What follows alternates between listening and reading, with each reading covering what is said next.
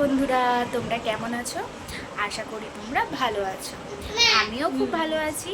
আজকে হঠাৎ দুপুরবেলা ঘুম থেকে উঠে দেখছি আমার মা এসছে। চলো তোমাদের সাথে আমার মাকে আলাপ করি।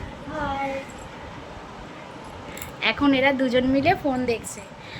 বাপরে বাপ, আমার মা যেই এসেছে ছাড়ার নাম নেই। দেখবে একটা জিনিস, মা চলে যাও, মা যা, চলে যাক, দিম্মা চলে যাক, টাটা। দেখেছো? দেখো, ওই ওই দেখো রেগে গেছে।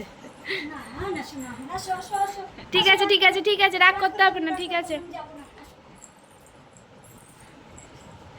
অনেকদিন পরে এসছে না, ওর জন্য ছাড়তে চাইছে না মাকে। ওর দিম্মা থাকলে আর কিছু চাই না, ওর দিম্মাই ওর সব।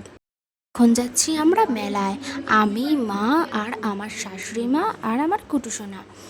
দেখো এই সাদা কুর্তিটায় অবশ্যই কিন্তু জানাবে আমায় কেমন লাগছে। আমরা টোটোয় উঠে পড়েছি আর আমরা এই দেখো কত ভিড়,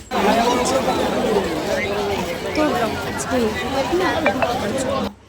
এই আমার কুটুসোনা গাড়িতে উঠে পড়েছে। আজকে জানো তো বেশি গাড়ি চাপেনি, আজকের মনটা জানি না কেন খারাপ ছিল, খ্যান খ্যান খ্যান খ্যান করছিল, অল্প চেপেই নেমে পড়েছে। তারপরে কিছু কেনাকাটি করে রোল খেয়ে বাড়ি চলে হাই হাই বন্ধুরা, তোমরা কেমন আছো? আশা করি তোমরা সকলেই ভালো আছো। আজকে মা বাড়ি চলে যাবে।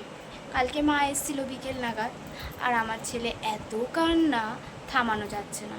তাই মা বলল, দেখ চলে যাবো, জ্বর উঠবে, এর থেকে চ ঘুরে আসি।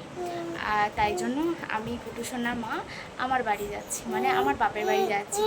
চলো তোমাদের সাথে দেখাবো আমার বাপের বাড়িটা কোথায়। এই দেখো বন্ধুরা, আমি বাড়ি চলে এসেছি।